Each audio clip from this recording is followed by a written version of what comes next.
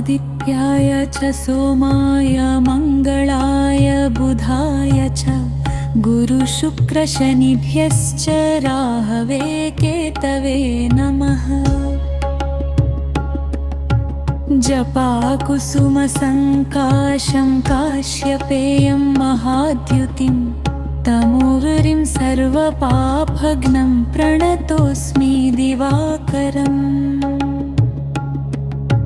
दधिशङ्खतुषाराभं क्षीरार्णवसमुद्भवं नमामि शशिनं सोमं शम्भोर्मकुटभूषणम्। धरणीगर्भसम्भूतं विद्युत्कान्तिसमप्रभं कुमारं शक्तिहस्तं तं कुजं प्रणमाम्यहम्। प्रियङ्गुकलिकाश्यामं रूपेण प्रतिमं बुधं सौम्यं सौम्यगुणोपेतं तं बुधं प्रणमाम्यहम्। देवानां च ऋषीणां च गुरुं काञ्चनसन्निभं बुद्धिमन्तं त्रिलोकेशं तं नमामि बृहस्पतिम्।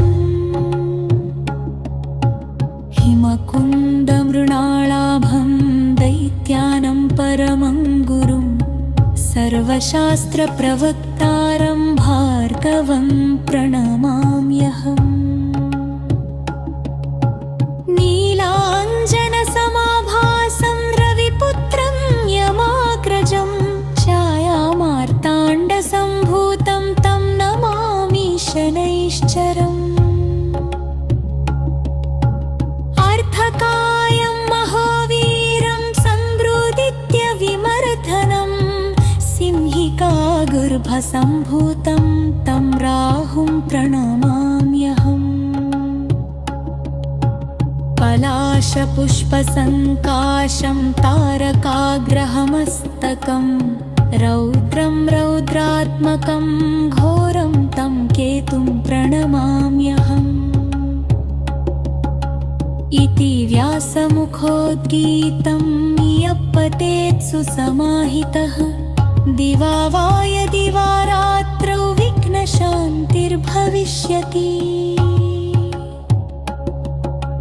नरनारीनृपाणां च भवेद् स्वप्ननाशनम् ऐश्वर्यमतुलं तेषामारोग्यं पुष्टिवर्धनम्।